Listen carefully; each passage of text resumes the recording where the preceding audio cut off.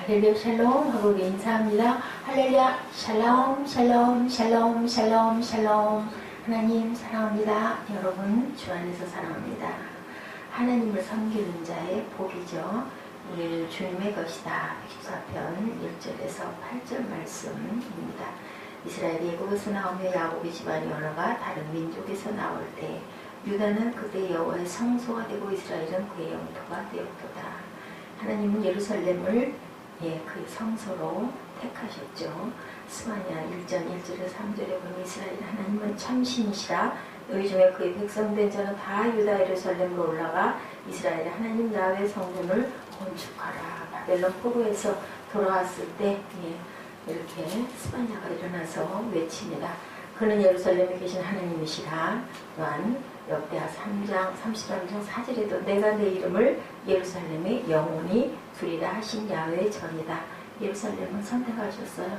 유다 그 백성 남유다 북이스라엘 백성을 선택하신 하나님께서 출애굽을 시키시죠. 그래서 영원한 가나안 땅, 그 민족이 출애굽을 하면 땅도 없고 민족도 없고 그랬을 때 하나님께서 귀한 땅을 주신 그러한 그 사건을 우리가 봅니다.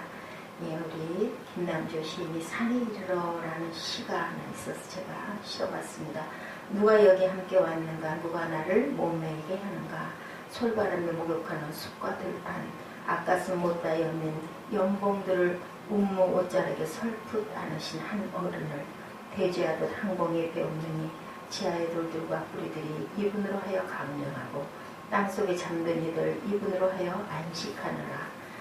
누가 나에게 오늘 새삼 이런 광명한 말씀 들려주는가. 산에 안 보이는 그 밑의 산을 두 팔에 안고 계신 절대의 한 어른을 누가 처음으로 묵상하게 해주는가. 김남주 시인도 아주 하나님의 은혜를 많이 받으신 분입니다.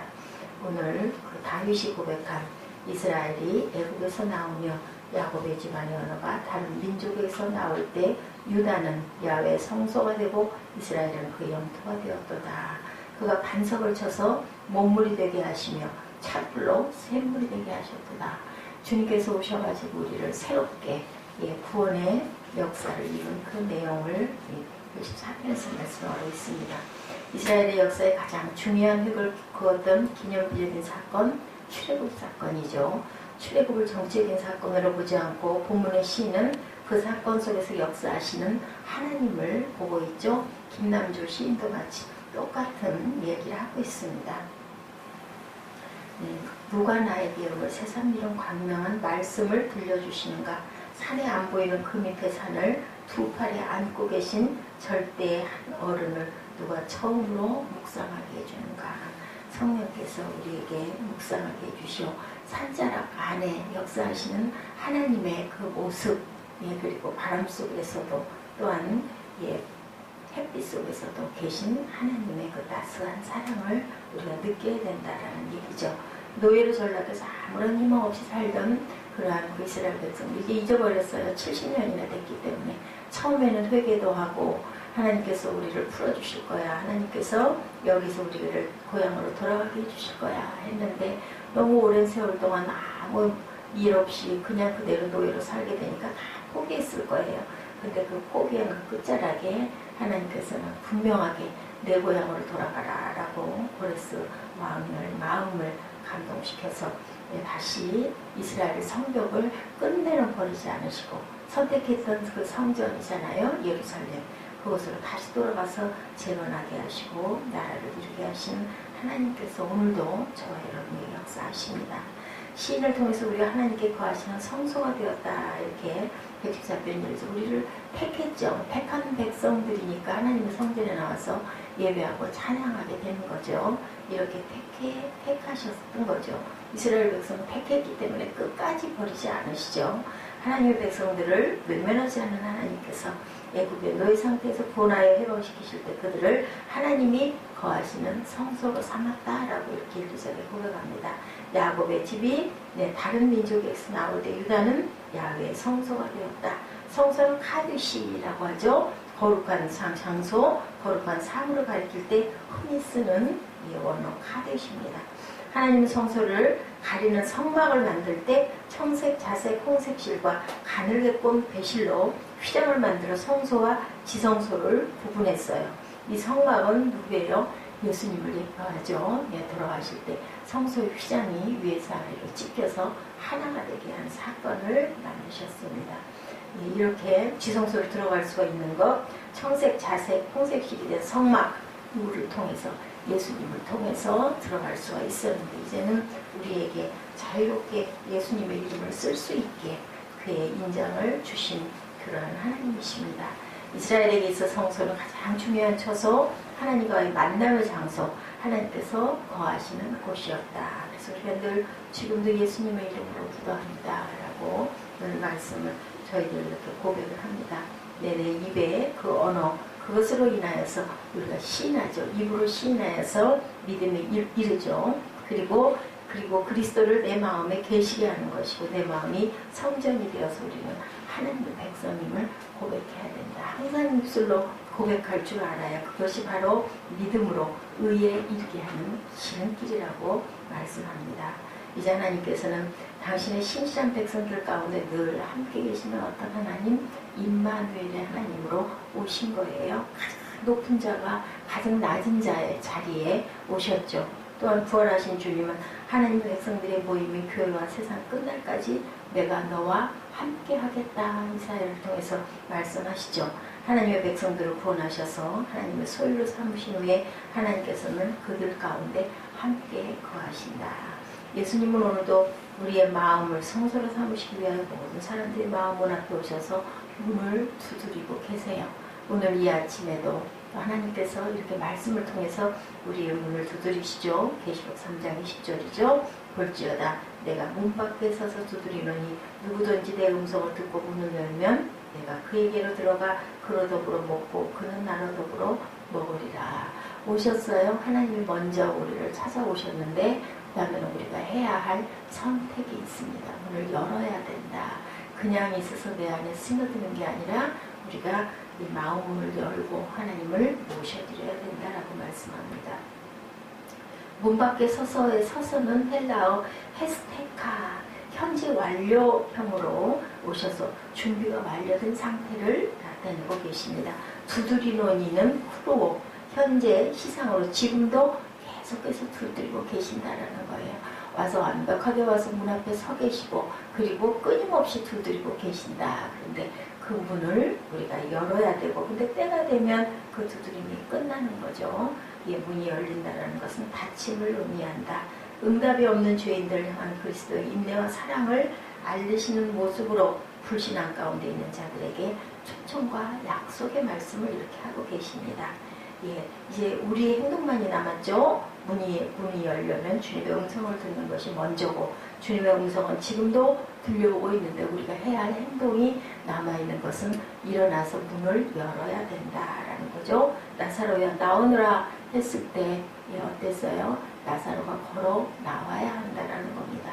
아가 5장 6절입니다. 내가 나의 사랑하는 자 위하여 문을 열 때 몰약이 내 손에서, 몰약의 집이 내 손가락에서 문빗장에 듣는구나. 이 아가서에서 말씀합니다. 몰약은 그리스도의 죽음을 의미하죠. 우리를 위하여 대속의 죽음을 죽으신 주님께서 문을 두드리고 계신다는 것을 우리가 항상 알아야 된다. 그리스도의 구속을 믿어야 된다는 겁니다. 그리스도를 영접하는 것, 요한복음 1장 12절, 그리스도를 마음으로 믿고 입으로 고백해야 되죠. 그 믿음이 그리스도를 내 마음에 계시게 하는 것이죠. 에베소서 3장 17절입니다. 내 마음이 성전되는 것, 고린도전서 3장 16절입니다. 하나님의 그리함으로 백성이 된다. 너희는 왕같은 제사장이요 택한 백성이다라고 말씀하죠. 베드로전서 2장 9절입니다. 이제 하나님의 백성된 자들, 하나님의 영원한 관심의 대상, 사랑의 대상, 그분은 한량없는 사랑으로 하나님의 백성들을 언제나 끊임없이 돌보고 계신다라는 겁니다. 114편 오늘 본문 2절에 하나님께서는 우리가 그의 다스리는 영광의 영토가 되었다고 말씀하시죠. 하나님께서 이스라엘을 구원하신 것을 이스라엘이 애굽에서 나오며라고 표현합니다. 애굽은 어디예요? 세상이죠. 이것을 70인역은 엔 엑소도 이스라엘로 번역하고 있습니다. 그 뜻, 이스라엘의 애굽시에 이스라엘 역사에 있어서 출애굽과 바벨론 귀환은 쌍벽을 이루는 주요한 사건입니다. 주요한 사건, 신약시대의 그리스도를 통한 구원 사건을 이것 또한 예시하고 있죠. 출애굽은 언약 백성의 탄생, 출애굽을 했을 때 이스라엘은 그의 영토가 되었다라고 말씀하죠. 출애굽을 할 이스라엘은 영토가 없었어요. 이스라엘에 있어서 영토는 누구예요? 이스라엘 백성. 그 백성이 하나님께서 통치하시는 영역이라는 뜻인데 그 백성의 마음이 하나님의 주권이 미치는 곳에 있다라고 의미를 하고 있습니다. 그러므로 이스라엘은 하나님 백성이 되면서 하나님의 통치를 받는 백성이 되었다. 여기 통치의 개념은 소속과 책임의 개념을 내표하고 있다는 거죠. 그분의 땅이 되었고 그분이 다스리는 영역이 되었는데 그래서 주님께서 우리 안에 계실 때 우리가 성전이 되는 거죠. 하나님의 영역으로 내가 하나님의 영역 안에 거하는 겁니다. 이제 이스라엘은 하나님의 소유가 되었죠. 저는 하나님의 소유가 되었습니다. 그것은 곧 하나님과 뗄 수 없는 관계, 그죠? 야훼께서 너희를 택하시고 애굽에서 인도하여 내사 자기 기업의 백성으로 삼으셨다. 신명기 4장 20절에도 말씀합니다.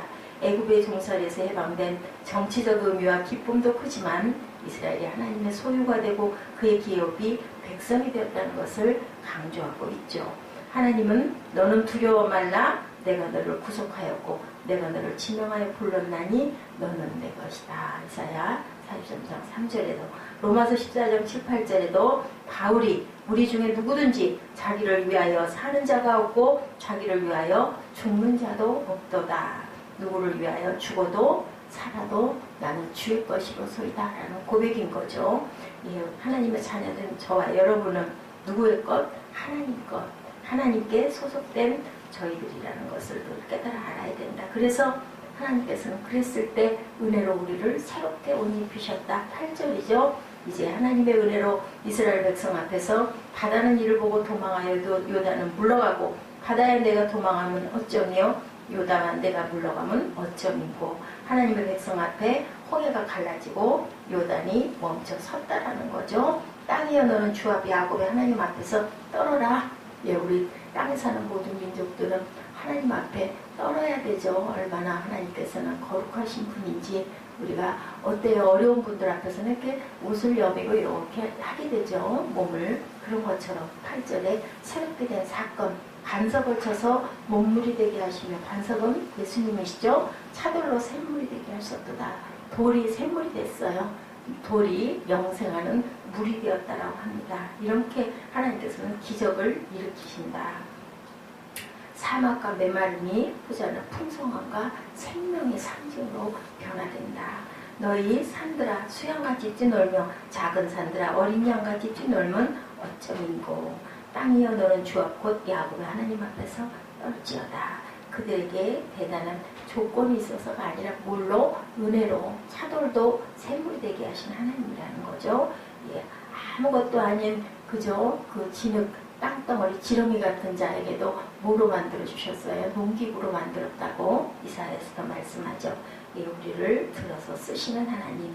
예수께서 우리의 죄를 위해 돌아갔다. 칼바르트가요 아돌프 히틀러에게 해주고 싶은 이야기가 무엇이냐는 질문에 대해서 대답한 게 예수께서 당신의 죄를 위해 죽으셨다라고 대답하겠다고 칼바르트가 얘기했다고 합니다. 그럼 뭐예요? 히틀러도 구원받을 수 있는 뭐만 하면 문만 열면 구원받을 수 있는 하나님의 자녀라는 거죠. 근데 문을 열지 않으면 결국은 버림받고 결국은 영원한 사망으로 들어간다.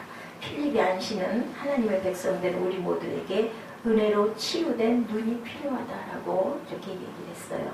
은혜로 세상을 보고 사물을 볼 때 우리의 심령 속에 은혜에 대한 감격이 터져 나오고 찬송으로 가득 차게 된다.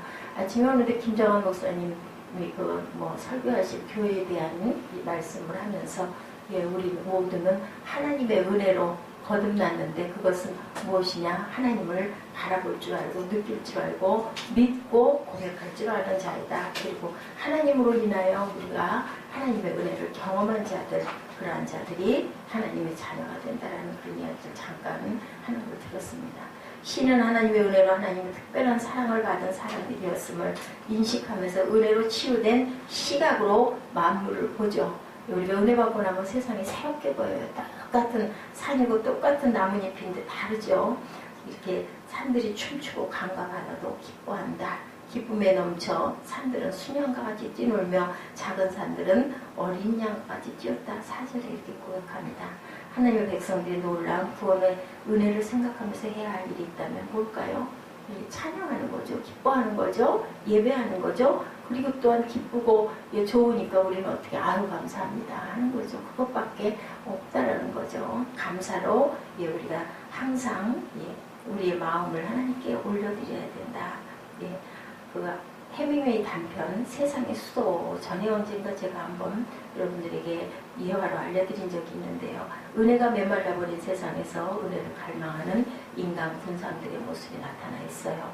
스페인의 한 아버지가 몹시 아들하고 다툼에 가출해버린 도시 마드리드로 나가버린 아들에게 화해를 해야 되겠다고 결심을 하죠. 다기분하죠. 아버지는 엘리바랄 신문에 이런 광고를 냅니다. 파코야 화요일 정오에 몬타나 호텔에서 만나자. 다 용서했다 아빠. 이렇게 광고를 했어요. 아버지가 그곳에 나가자 파코라는 이름의 젊은 남자가 무려 800명이나 왔다고 해요. 왜냐하면 파코라는 이름은 너무너무 흔하게 그날에 많이 쓰는 우리 그 이스라엘도 야곱이라는 이름 많이 쓰고 그죠? 유다라는 이름도 많이 썼죠. 근데 가룟 유다 나오면서부터 그 이후로는 유다라는 이름을 자녀에게 짓지 않았다고 합니다. 이렇게 파코라는 이름이 많아요. 파코는 스페인에서 아주 흔한 이름. 세상은 이처럼 은혜에 굶주려 있고 상처난 가슴을 안고 살아가면서 치유하는 사람들이 치유받아야 할 사람들이 이렇게 많다는 것을 상징하는 얘기죠. 그 치유는 하나님의 은혜로 우리가 자격이 있어서가 아니라 은혜로 맛보는 것이다. 은혜에 굶주려 있으면서도 세상은 은혜의 자리에 나오지 않고 무시하고 살고 있다. 과연 우리는 어떨까? 이스라엘 민족들 그렇게 메시아를 바랬지만 예수가 오셨을 때 아무도 인정하지도 않고 믿지도 않고 그를 심지어는 죽였습니다.